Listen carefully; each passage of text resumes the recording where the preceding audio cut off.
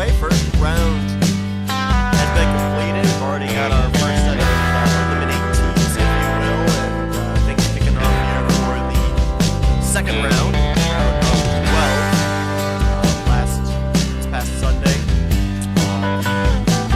Hillside Raceway went live. Now, obviously, put a little disclaimer out here as we begin our Duracell Next Gen Cup Series podcast here today.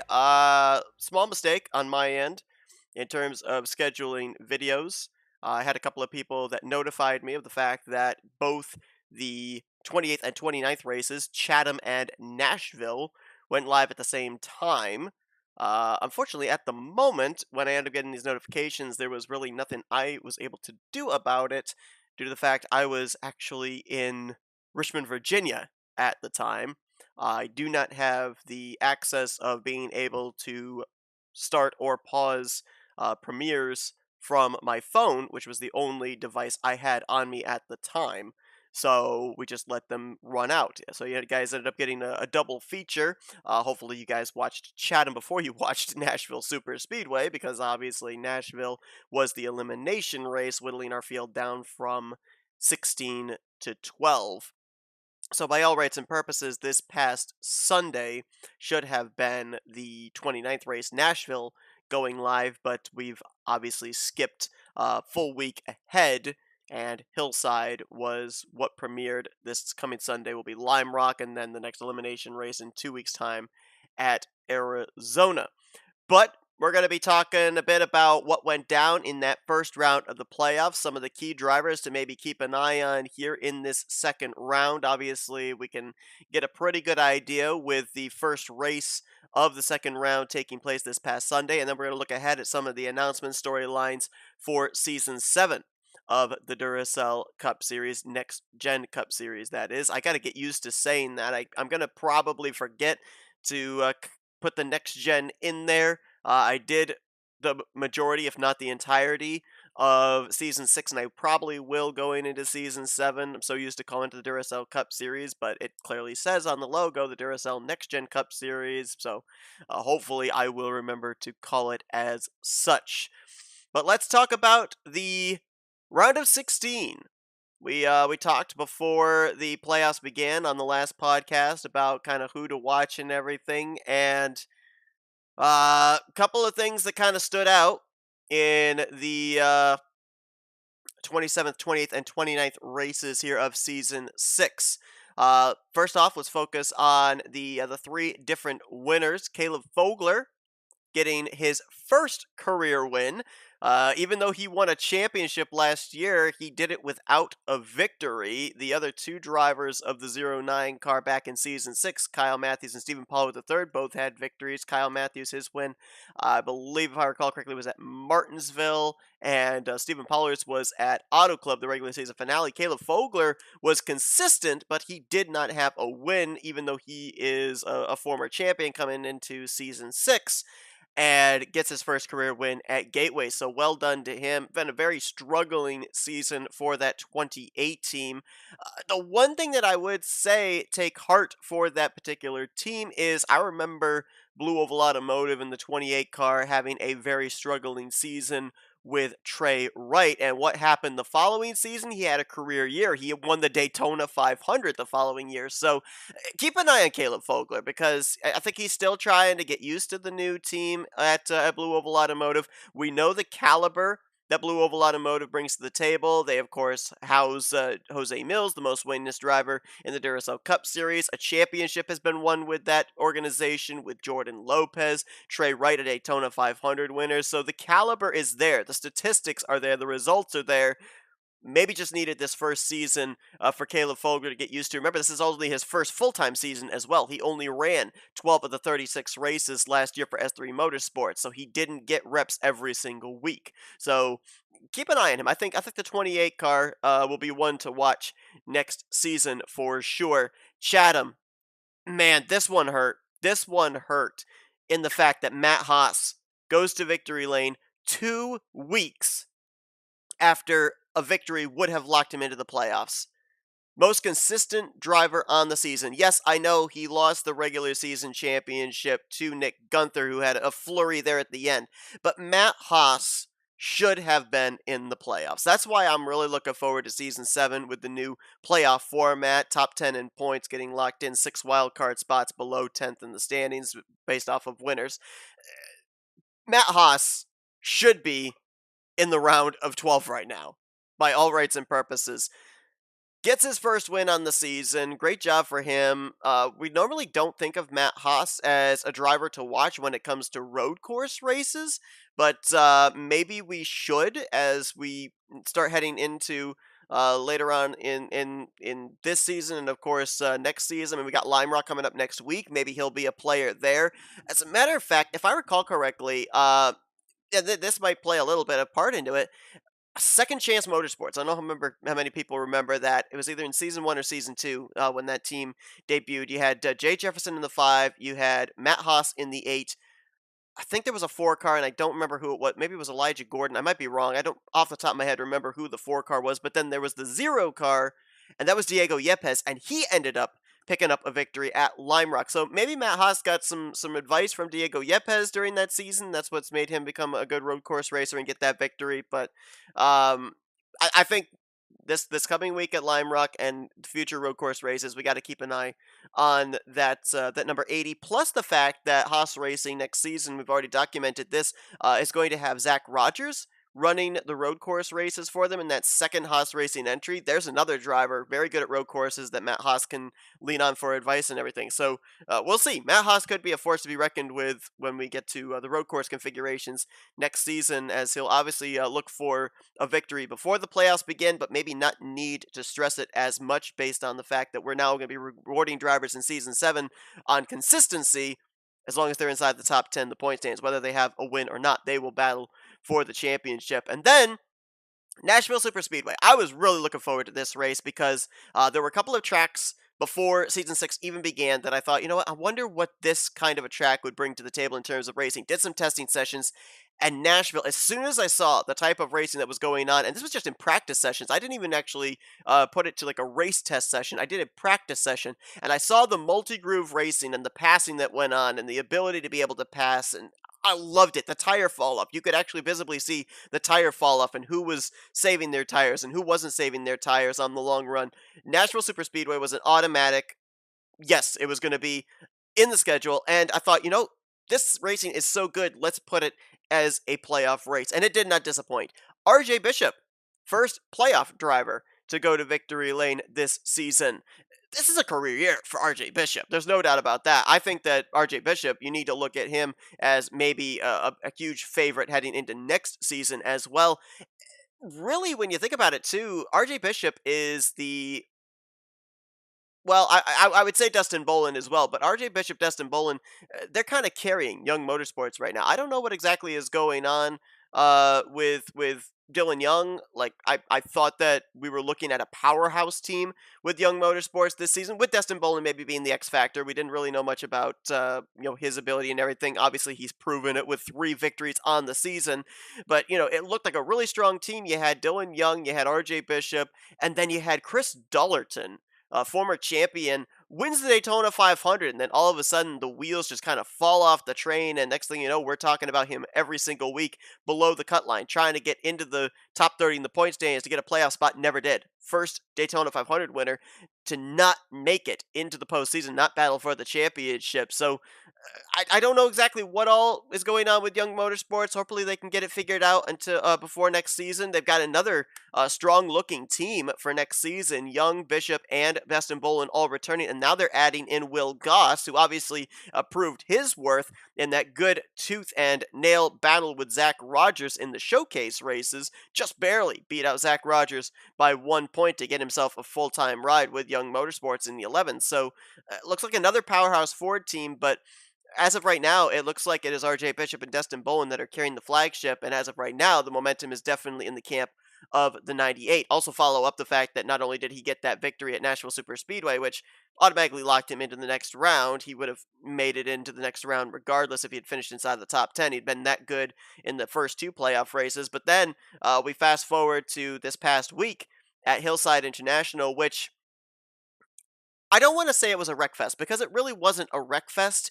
Just the incidents that we had collected up a lot of race cars. The high banking at Hillside, making it very unpredictable for drivers to be able to make their way through the incidents, especially when they happen up towards the front of the field. And then you've got that transition of the high banking to the flat apron, and a lot of cars got stuck down there on that transition. That's why we only had 23 of our original 42 drivers running at the conclusion. But it wasn't, by all accounts, it wasn't a wreck fest. But going back to what I was going to say, RJ Bishop, 11th place.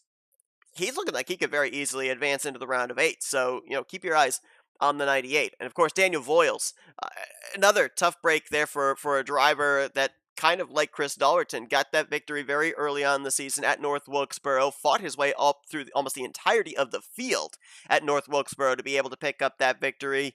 Was not able to advance into the playoffs, wasn't high enough in the point standings for that win to count towards a playoff spot, but a two-time winner for Daniel Voiles. How about that? Single car race team. Daniel Voiles, prior to that, really never had a full-time ride. He ran non-charter races back in season 4 for KB Racing Enterprises, picked up a victory, if I recall correctly, at Watkins Glen in a non-charter capacity, then ended up running as a Tri-Terry driver for, let's see, which team was he with? I think he was with the 39 for KB Racing Enterprises last season. So obviously didn't get all the reps there either. Ended up making 12 starts. So first full-time season, his own team, World NOS Racing, two-time winner here. That's something for him to be able to build off of. And we're going to be talking about him and a couple of other teams here a little bit later on in this podcast in looking ahead towards season 7. But good on him. Great run for him. Ford showing their dominance really in a way there. You ended up having Chris Dollerton. He led the most laps at 26. Dustin Bolin had 14 circuits out in front, and 4 of your top 5, as a matter of fact, your entire top 4 were blue ovals. 5 of your top 6 were blue ovals. Austin LaPlante was the only Chevrolet to break up that group. So Voiles, Sam Ryder, Chris Dollerton, Keith Batson, Ford might be the manufacturer that we look at when we come back to Hillside next season for sure. But let's now talk about the drivers that were eliminated after Nashville Superspeedway. And 3 of them are not as much of a surprise to me as one of them is. So the 4 drivers that got eliminated were Ryan Butcher, Rick Johnson, Zachary Fitzwater, and Will Hoer. Hoer, Fitzwater, Rick Johnson, all getting their first career wins. Will Hoer is at Manassas, Zachary Fitzwater at Indianapolis, and Rick Johnson at Texas. These are rookies, okay? So these are rookies. They were able to get wins very early on in the season, very early on in their careers.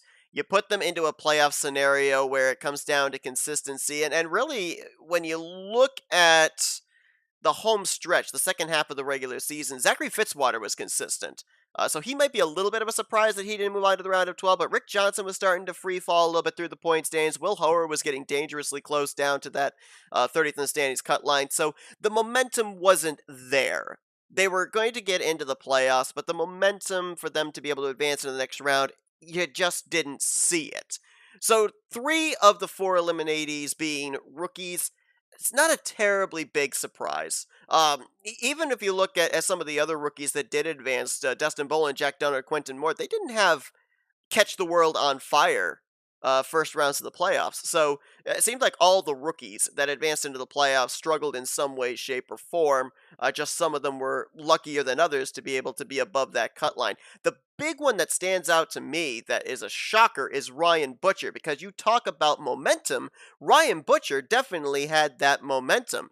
Ryan Butcher had, I think, maybe aside from Nick Gunther and Michael Norman, I think he had one of the best second half of the regular season stretches. Of course, capped it off with that victory at Bristol Dirt just before the playoffs began. Otherwise, he probably would have been in the same scenario as Matt Haas, all that consistency and nothing to show for it.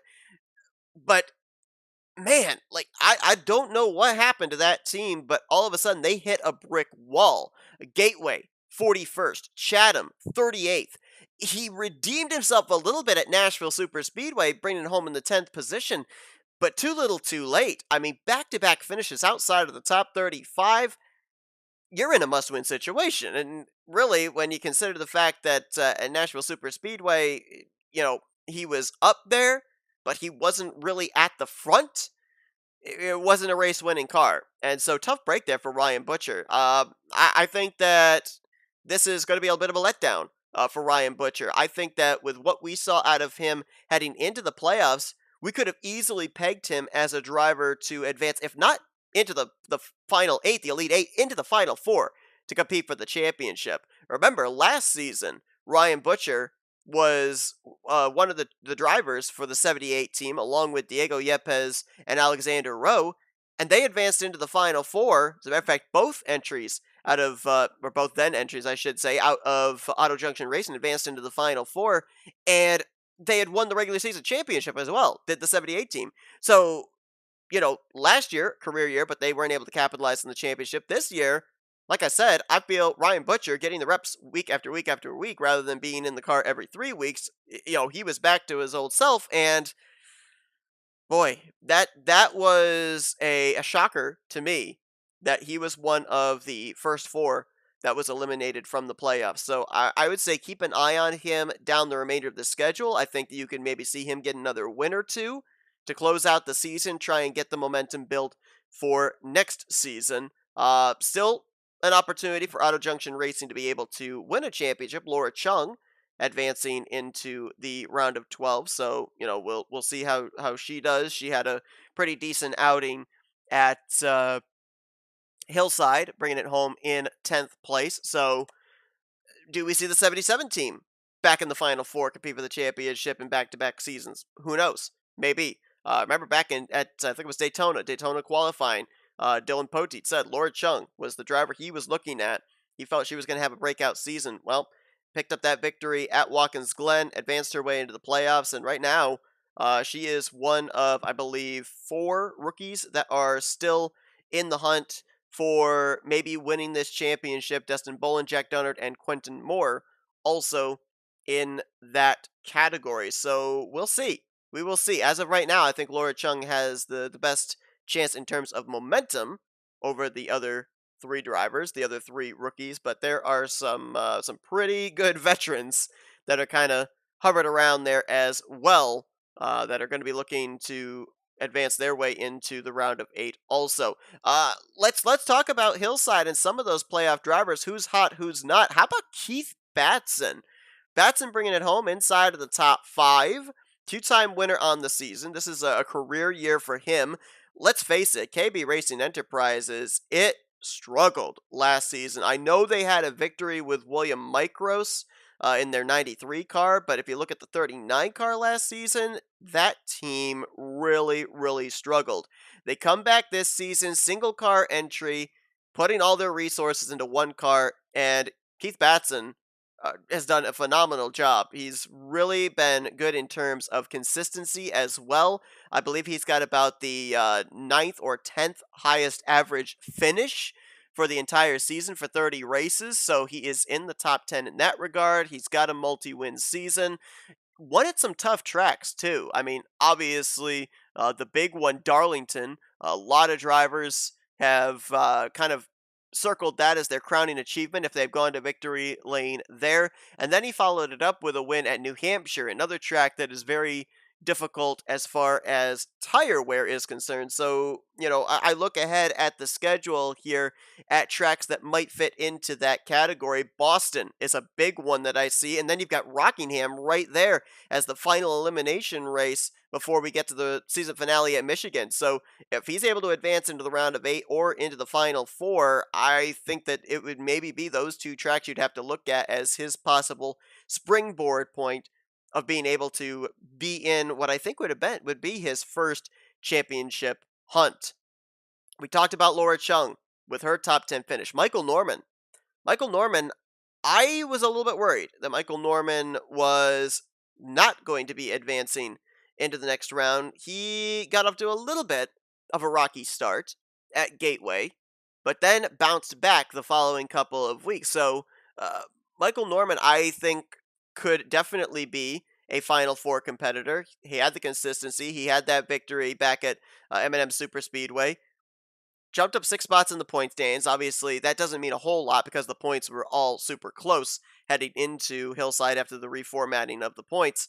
But Michael Norman, I think you've got to look at him as a potential candidate to maybe be battling for this championship by season's end. Kyle Matthews. Kyle Matthews was one that I think a lot of people were looking at being consistent, but maybe not doubling down on maybe being a back-to-back champion. Uh, Kyle Matthews, unfortunately for him, a lot of champions have fallen into what we kind of call the champion slump. They'll win the championship the first year, and then the next year, it's like, where did they go? They struggle to even get up there inside of the top 20, top 15 in point standings. They struggle to find victory lane. Well, Kyle Matthews quelled the doubts as far as finding victory lane and locking up a playoff spot very early on, winning at Coke Zero Super Speedway, and he's been very consistent here in the round of 16 and a pretty good start here to this round of 12. Could Kyle Matthews go back to back? I think there's a very good case that you could make for that. And then you've got his teammate Charles Sanford as well. Sanford, if I were to list the top 5 drivers that I think had the best home stretch, second half of the regular season home stretch, Michael Norman, Nick Gunther, Ryan Butcher, and then RJ Bishop and Charles Sanford, I think would have to be those 5. Sanford's been very consistent as well. He's got the second most top 10s on the season. Is consistency going to be enough? Is consistency going to be enough to get you into the Final Four? I think it is, honestly, because, as mentioned, RJ Bishop, the only one in now 4 playoff races as a playoff contender that has gone to victory lane. Very rarely do we end up seeing a bunch of our playoff drivers find victory lane in the playoffs. Usually, if it's going to happen, it's going to happen during the round of 16 or the round of 12. Obviously, the chances are greater. The odds are greater. 16 out of 42 and 12 out of 42 gets much smaller when you get down to 8 out of 42. So I think we've now kind of almost crossed that threshold where now I think you're going to see maybe more non-playoff drivers finding victory lane, and that means that the playoff contenders will have to rely on consistency. So may play into Charles Sanford's wheelhouse. One guy that really needs to bounce back at Chatham, and hey, he's been very good at the road courses this season, is Nick Gunther. I'm sorry, at Lime Rock, not Chatham. Needs to bounce back at Lime Rock is Nick Gunther. Drops to 8th in the point standings. Now, granted, he was involved in an incident in one of those big wrecks there at Hillside that really wasn't his fault. He was just swept up in it, finishes in the 22nd position. He is the cut line driver right now. And honestly, the entire season, Nick Gunther really didn't have to worry about whether he was going to advance or not. Got that first win at Sonoma and then just built off of that. 4-time winner on the season. I think you gotta look at that 55 going into Lime Rock, and I'm not gonna say he's in a must-win situation, but he needs to perform. He needs to show the road course prowess, get away from that cut line, because it would be, like I've mentioned with a couple of drivers, the letdown with how good they've been. It would be a huge letdown for Nick Gunther if he ends up getting eliminated from the round of 8. This is a team based off of his performance in the regular season that should be in the Final Four, competing for the championship. I would say the same for Destin Bolin. I would say the same for Mitchell Collins, R.J. Bishop, Keith Batson, drivers that have been multiple-time winners and added the consistency on to boot.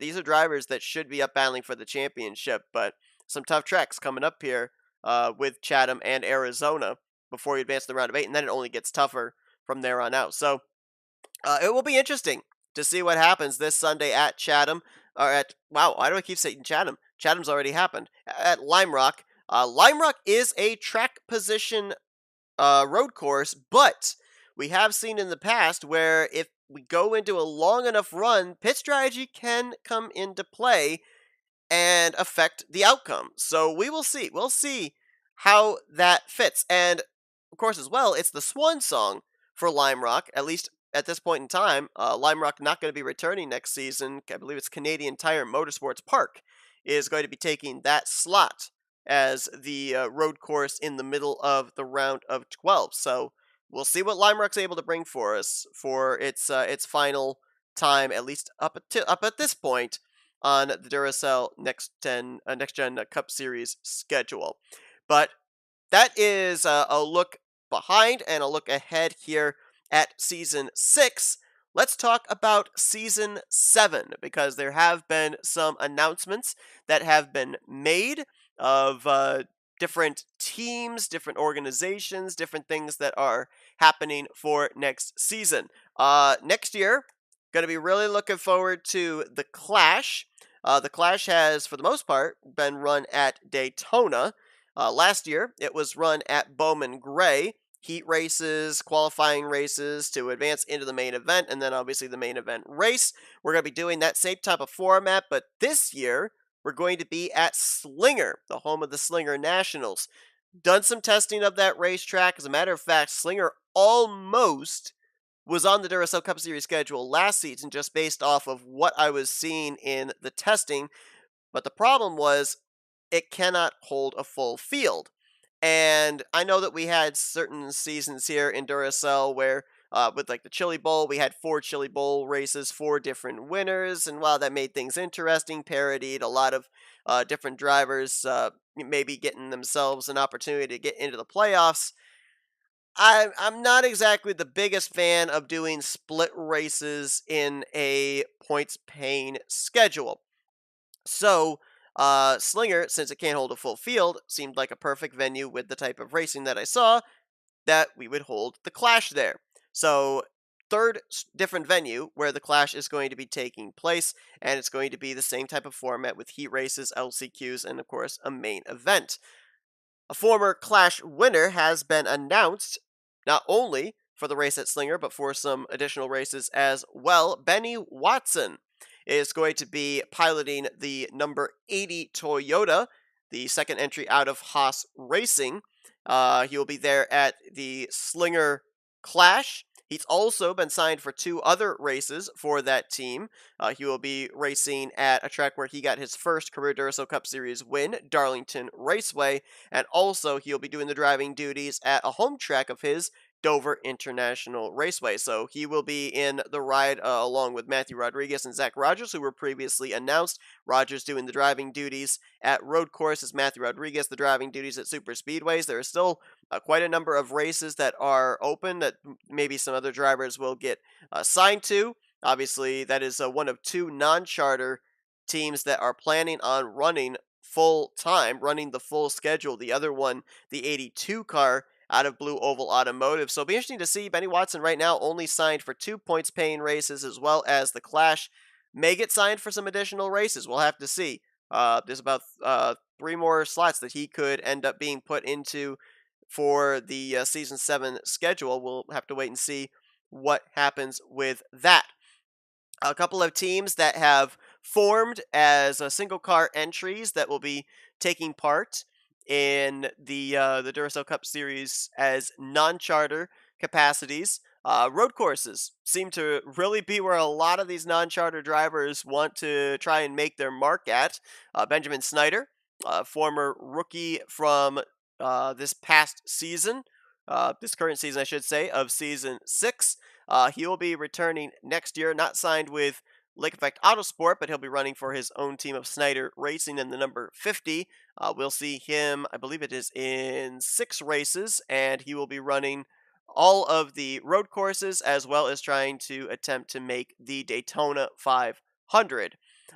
Continuing on with the road courses, all 5 of the road course stops that we are going to be at, Audi is going to be making its debut into the Duracell Next Gen Cup Series. Ralph Mason will be attempting to make those starts in the Andy Fox Late Model Series Fries Audi. He'll be in the number 41. Interesting. We're going to be having some very some parity, if you will, in terms of manufacturers this upcoming season. Prior to this season, it was always Chevy, Toyota, and Ford. Now, we've added on Audi. Nick Gunther and Anthony McCurry going to both be piloting, I'm sorry, not Audi, Mazda rather. Nick Gunther and Anthony McCurry both going to be piloting Mazdas next year. We've got Audi now with Ralph Mason next season. Benjamin Snyder's going to be running the current Dodge next season. And Jessica Shelton going to be an S3 Motorsports project car going on there, as she will be running the old Dodge Intrepid next season for, I'm not sure if it's all the races, but it's a majority of races. So uh, a lot of parity with different manufacturers next season, that is for sure. I believe that there is one other driver. Yep, one other driver that's going to be driving in a non-charter capacity, and it looks like. Let me see. I'll see if I can get the official races that he's going to be in. A lot of you will remember Jack Mitchell, who, if I recall correctly, is another winner in the Duracell Cup Series at Darlington. He will be attempting to make the Daytona 500. He'll also be at Darlington, a track that he has previously won at. Charlotte Auto Club, and the second Daytona race as well going to be on his schedule. He'll be running in a non-charter capacity as well, but he will be in the '01 Chevrolet, sponsored majorly by McDonald's. So I was thinking about this a couple of days ago, and there are a number of drivers that are going to be attempting to make certain races via a non-charter capacity. We have 40 drivers that are locked into each and every race via charter, with the exception of, what are the two tracks? Suzuka and I believe Mid Ohio is the other one. I've already touched on how the criteria of how to qualify into that race and everything. I touched on that back during the last podcast. But I look at some of these other teams, we already talked about the fact that Haas Racing has got the 80 car where they're kind of splitting it between a number of different drivers. The 82 car out of Blue Oval Automotive, splitting that between a number of different drivers. As of right now, they've got Trey Wright, Jordan Lopez, Nico Cervidio, all signed to a certain number of races. We may end up hearing some other names be announced in the near future. But I was kind of looking and thinking, I'm surprised that more teams aren't trying to do this, if for no other reason to kind of maybe allow drivers to build a resume for next season. So that way, if like a driver doesn't return, then they can look and say, those limited number of stars that they ran for that team, they did pretty well. I think we might want to sign them. And some of the teams that I was looking at that I think, could potentially fit something like that, I think that, some that we wouldn't necessarily think of could be teams that could also run that same type of criteria.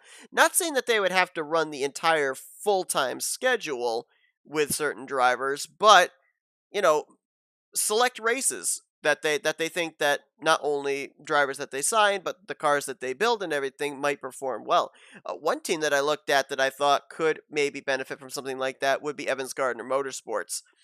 They obviously this year have had a good program bringing on Zachary Fitzwater. Now I know that Zachary Fitzwater is, in terms of experience, not a rookie. He is maybe one of the most experienced drivers out there in terms of the amount of series that he's running and everything. But being that this was his first full time season in Duracell, he does have the rookie stripes and everything. We saw him win at a very tough track of Indianapolis, advanced his way into the playoffs. Obviously, as we touched on earlier, unfortunately got eliminated after the round of 16, moving into the round of 12. But a great rookie season for him. It's looking like Fitzwater is going to very easily wrap up Rookie of the Year. I'll be shocked if Fitzwater doesn't win Rookie of the Year, with how he's been able to not only grow but maintain the gap back from him to the rest of his competition.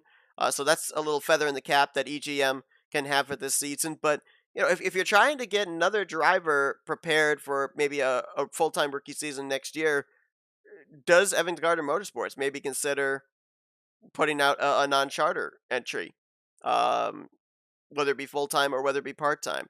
Another team that I look at, we talked about him earlier, single car race team, first time that he's run full time, Daniel Voiles.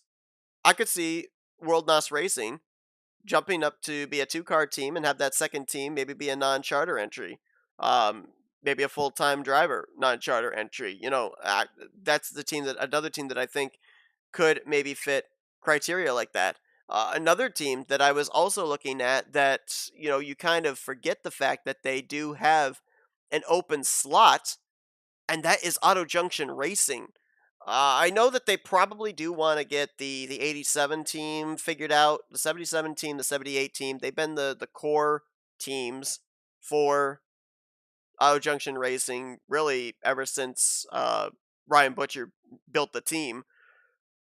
They've done really well. We've seen the 77 team, while it's had its ups and downs, it's gotten a lot of drivers their first career wins. Patrick Smith, Casey Nanico, obviously Laura Chung here this season. But I wonder if maybe Toyota's outnumbered. Toyota's been outnumbered for the last couple of seasons.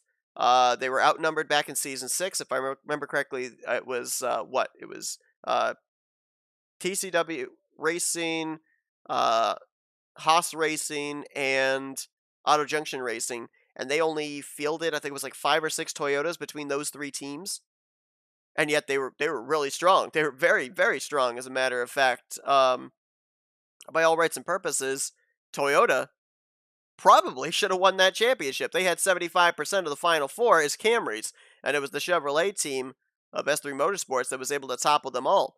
But I think that this is a team. Honestly, they have built up, built up, built up. And yeah, Ryan Brommer, he's a great driver. He's not exactly had the best of seasons here this season, but, season 7 is a new day. I could see them maybe putting together a fourth entry and running a non-charter team next season. I honestly think you look at some of the four-car teams that you got out there. You got Fortnite Squad Racing. You look at Young Motorsports, Michael Norman Motorsports, S3 Motorsports. These are very strong teams, very strong drivers. Lot of results behind them in terms of the caliber of race cars that they put on the track every single week. I think based off of the performance that they've had, especially in the last 2 or 3 seasons, I think Auto Junction Racing is ready to be a four-car operation, even if one of their teams is going to be in a non-charter capacity. I think that they are ready to have a fourth team run full time. Who the driver would be, I'm not sure. If you look back at some of the drivers that they had run in the showcase races for them, I think Ryan Acosta, a former champion, maybe could be a good fit to put into that fourth entry in a non-charter capacity. Whoop, knocking some soda cans down here. I, I think that you'd have to take a good hard look maybe at the showcase races and see if there is a driver that stands out to you and maybe do something like that. Another team that I think as well could be ready to go back to being a four-car team would be Joanna Atwood Motorsports. A lot of people will forget that this was actually a four-car team way back in the day. Trying to remember exactly who their drivers were. Ryan Acosta, I know, was in the 10. James Qualls was in the 11. And I'm trying to remember who the other two drivers were. I think there was a 14. Oh gosh, I'm having to remember way, way back. I don't off the top of my head remember exactly all of who the drivers were, but they were a four-car operation back in, I think it was season 2? Might have been season 1. I'll have to look back and see, because it was a long time ago, and I do remember they were a four-car operation. They then kind of, I'll put this in air quotes, kind of, were a four-car operation back during the charter non-charter thing that was going on in season 4. James Qualls was a full-time driver. Uh, Actually, no, I think Qualls might have been the only full-time driver that year, because Joshua Osborne was actually in a non-charter capacity, along with, who was it? Was it maybe Osborne?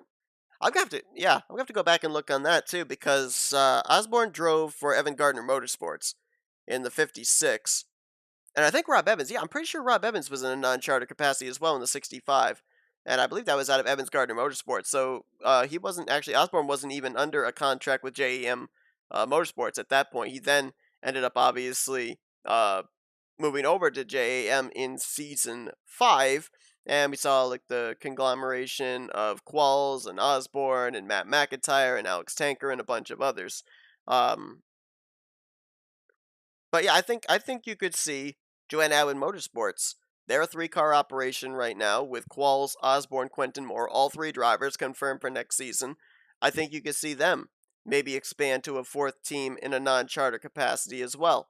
Uh, I think in our next podcast, what we're going to do is we're going to look back at the showcase races, and we are going to see if we can like pick out drivers that would maybe be good fits for some of these teams that I've said possibly might end up being an opportunity for some part-time, if not full-time, non-charter capacities in the upcoming season. Obviously, there's some names that I could list off the top of my head that I think could be good fits, but I'm going to wait until the next podcast to be able to kind of bring them to light, try and figure out where I think the best fits would be. But that's going to wrap it up here for this podcast. Our next one will probably be after the conclusion of the round of 12, moving on to our Elite 8. So that would be in about 2.5 weeks' time after the checkered flag waves at Arizona Speedway, preparing us for the final 3 races until we are going to determine our championship for. Next Sunday, it is Lime Rock. I got it right this time. Lime Rock Raceway. Final time, at least up to this point, that we will see Lime Rock Raceway on the Duracell Cup Series schedule. It's getting moved out in place of Canadian Tire Motorsports Park for Season 7, so we'll see what it brings to the table. And then Arizona, always been a track that we've had as the determining of who the next 8 are going to be moving on in the championship battle. Always brings about really good mile-and-a-half racing. Going to be fun to see what happens in this one. But be sure to tune in next week. Lime Rock Raceway, next Sunday. I believe start time is 1 p.m. Eastern Standard Time, if I recall correctly. Obviously, probably shouldn't take my word for it based off of how well I ended up scheduling the last couple of races, given it's that double header for Chatham and Nashville Super Speedway, but I digress. Season's just going to end a week earlier than I originally had projected. So thank you all for tuning in this podcast. I hope that you guys enjoyed it, and I will see you guys in a couple of weeks' time for the next podcast as we continue on the playoffs here for Season 6 of the NNSCRA Duracell Next Gen Cup Series. Take care, have a great rest of your day, and I will see you guys next time.